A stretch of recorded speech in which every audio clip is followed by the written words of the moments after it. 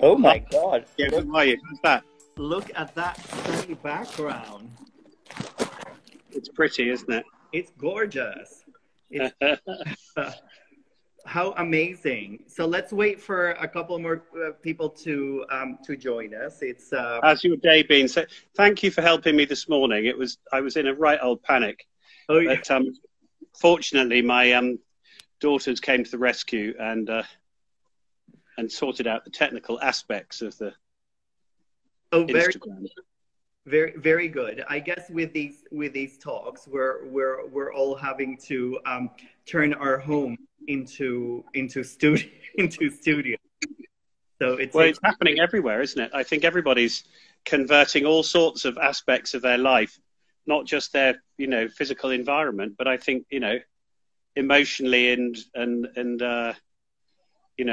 physically, we're all having to readjust, aren't we? Absolutely, absolutely. So it is 5 o'clock. I think we should start on the dot. So welcome everyone to today's conversation on Interiors Academy. Our guest is Bill Amberg, one of the most respected names in contemporary British leathercraft. Over the last 30 years, Bill's work in architecture and interiors has grown in parallel with his well-known bag designs. Combining heritage technique with cutting-edge technology, Bill Amberg Studio is an authority in leather's architectural and sculptural applications. Welcome. Thank you. Bill, your studio has been around for 30 years. How did Bill Amberg start? And if you could also tell us, a bit of your personal narrative and your apprenticeship in Australia. Well, I was really inspired originally by my parents, who were great, really encouraged me to design and make things from a very early age.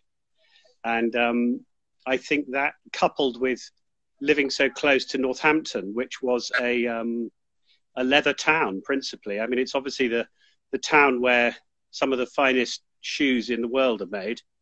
But as a result, there was lots of leather scraps available. And I think my mother used to, in an attempt to keep me occupied, brought them back home for me to play with. And I just started to play with it as a material, really, as from being a boy. But it soon progressed into a kind of fascination with the material itself. And after school, I left and traveled.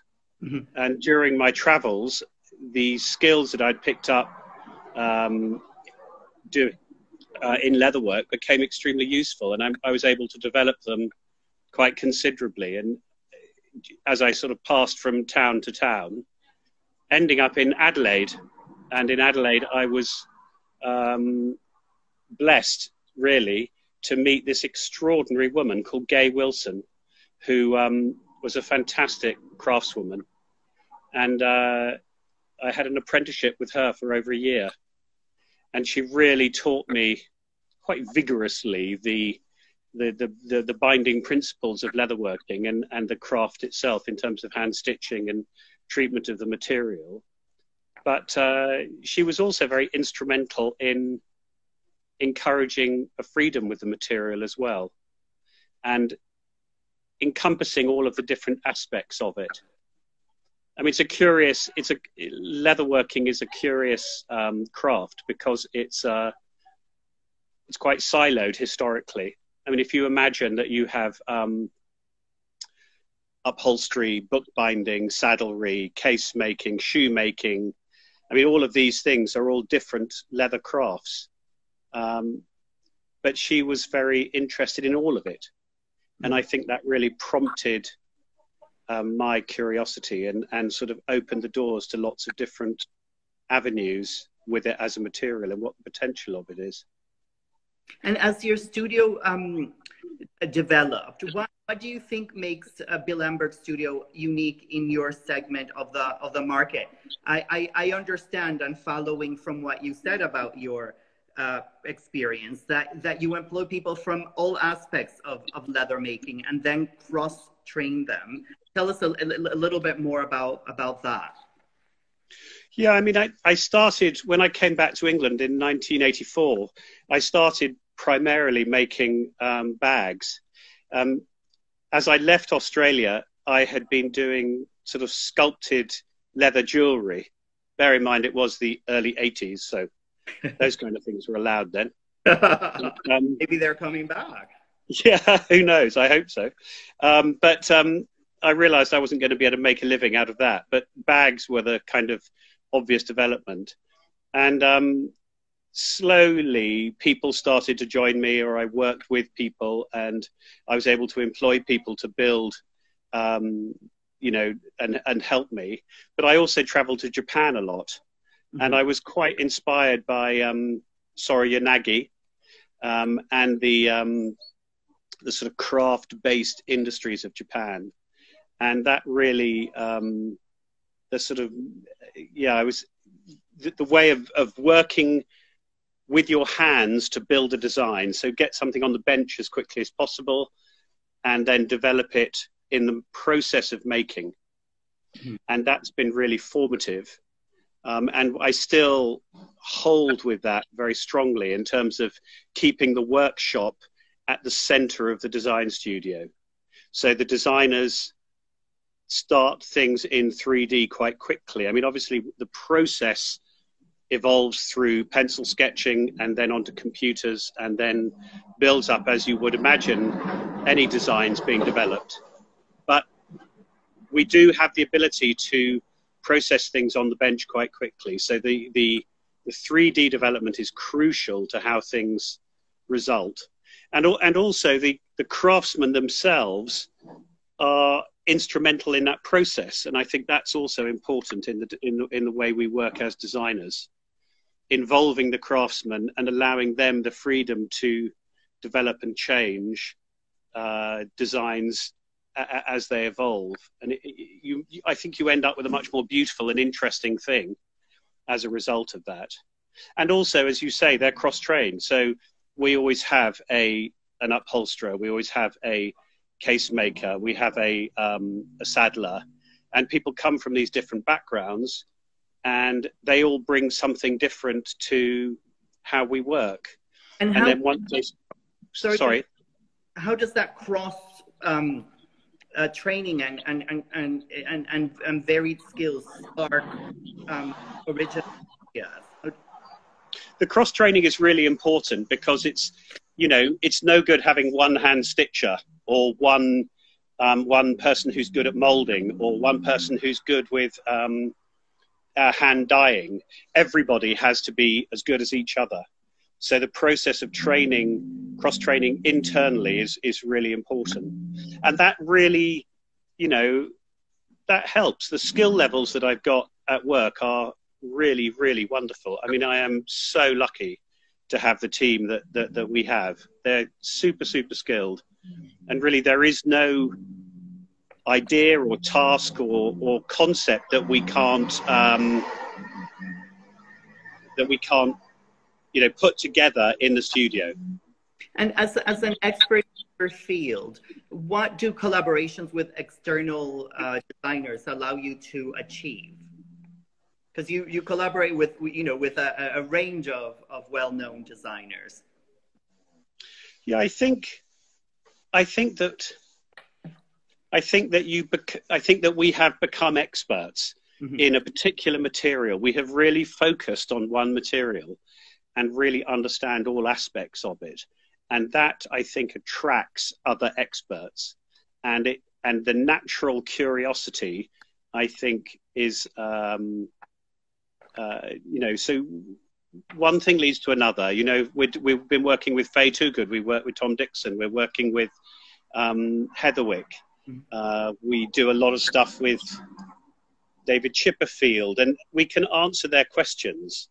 And I think the setup of the studio, this is all by accident, I must add. This isn't something that's been beautifully planned, but I think having designers at work who completely understand the principles of the material, that helps immeasurably. So we have an architect, in-house architect, we have an in-house furniture designer, and the combination of their skills and the workshop skills means that we can play with ideas and we can evolve ideas, and they can be quite loose ideas. You know, somebody can come really with just a concept, and we can build on that. We can build on that concept, and that's very, very attractive to people, I think. Bill, I hear you working with ceramics and concrete. Can you tell us more about how that ties in with leather? Well, I think part of this idea of expanding the material as much as possible has led to various things that we do in the studio. One of those is we have these experimental days. And those experimental days are really, that's when everybody gets to put an idea in the hat. I choose an idea, and then everybody plays with that idea. And I encourage everybody to get involved. So, you know, marketing, accounts, everybody piles in, and we have a go at something. And it's interesting, you know, what's happened with that. We've developed furniture using leather structurally. So we've made some structural leather work that have no skeleton, internal skeleton. We've developed surface material by stacking waste leather together and compressing it and bonding it. As you say, the ceramics project has come. We're doing a project with 1882 next year, which will be really exciting. We're looking at concrete and leather as a surface material. And as you know, concrete's an intriguing material, and I like the strange chemistry. And actually, the two of them are more compatible than one imagines, I think. And do you combine them somehow? Is the leather backed by concrete? We're casting surfaces with leather as the surface, but the leather's cast into the concrete surface. So we're mixing leather and concrete together in the casting process. And you're able to build, I guess, structures with it. Is this where Yeah, absolutely. I mean, I think, you know, initially it will be, we're just playing with tabletops. But I think as the thing has developed, there's all sorts of possibilities for it, I think. And obviously some of the finer grain concretes pick up the grain of the leather rather beautifully. So there's all sorts of opportunities there. And the same with the ceramics. I think that, you know, some of the ceramics that we're doing also, I think will be really, really beautiful and quite unusual. And you start from scratch. What is your process when somebody approaches you? How do you go through from idea to development? I think if we can get the client to visit the studio, their mind opens up, you know? They just see the opportunities. It's very hard to describe to people when you say, oh, you can do concrete with it, you can stack it together and make a surface material. All of these things sound like kind of crazy adventures in leather, but actually they're feasible and they're real and they work and they are beautiful. And I think when people see that, they kind of go, oh yeah, okay, I understand. And the other thing that I would stress is the variety of the material. I mean, most people imagine leather as being one or two things which they're familiar with: a car interior, a piece of furniture, a wrist, you know, a watch strap, a belt. Well, the types of leather are immeasurable. I mean, there's just leather in every, you know, for every use that you can possibly imagine. And there are tanneries that specialize in making leather just for industry or, you know, for super commercial applications. There's all these different material types. And I don't differentiate between them. I just think they're all intriguing and they have their own intrinsic value. And I think if we can take those and then reimagine them in an interior space or in architecture, you know, you can do so much more with it. You mentioned crazy adventures in leather. our relationship with our home is changing. What shifts do you see happening in the way we live and use our houses and spaces? Well, I think it's so much is going to change. I think over the course of the next 12 months, we'll see, you know, a massive change in the way people live and work. And I think that will reflect itself on interiors. I think it already has, as we first alluded to at the beginning of the conversation. You know, people are using their homes in a different way. They have to. Mm-hmm. You know, rooms have been taken over to, you know, to do other things in. You know, dining room tables are now desktops and kitchens are now workstations. Who knows? And that actually, I think it'll be very hard to come back from. Mm-hmm. I think for the people that are enjoying it, it's going to be quite interesting to see how that's reflected in home work going forward, and therefore how that progresses in a design for both furniture and interiors. I guess if you're using your dining table as a desk part of the time, the materials that the dining table is made in and then needs to be differently considered, because it's a completely different use. It will need to be stronger and sturdier and take more wear. Talking about rooms, are there rooms where we could be using more leather? I know that you've used leather in gyms, in bathrooms. What is the limit of does the material have a limit? I don't think so. I mean, I love it when we get people saying, "Oh, do you think we can use leather here?" I go, "Yes, please, let's do it." I mean, there's endless opportunities for it. And as I said, the variety of the material available is huge. And that's really, you know, that's, I think, that's the element that people don't understand from, you know, it's a material. You know, we're dealing with a very interesting, sustainable material that is a byproduct of the food industry, and consequently, the material is coming from everywhere. So, you know, anything that's eaten can be turned into leather effectively, and that's quite interesting. I think, you know, that in terms of the sustainability of its future is quite intriguing. And each of those different animal skins or hides have a different character. They have a different grain characteristic. They have a different fiber structure, which means that you can do different things with them. So you'll find, you know, there's a lot of variety out there, and that will, you know, that can weave itself into all sorts of interior applications. Mm-hmm. There's you mentioned, you know, leathers from all over the world, but then also there's skills and production happening all over the world. Do you foresee changes in production, in where we manufacture, and how do you see these changes affecting small and medium-sized businesses? I think that's a great question, and I personally feel that actually this is an opportunity for small to medium-sized businesses, and particularly craft-based businesses, to really begin to evolve. It's going to take a long time for air travel and therefore air freight to get back onto the level that it has been. So I think that people will be reluctant to invest in foreign manufacture on such a large scale, and it will become much more feasible to make things closer to home. Mm-hmm. And therefore I think that the craft-based businesses in the UK will actually see quite a resurgence and become really important in the chain of manufacturing.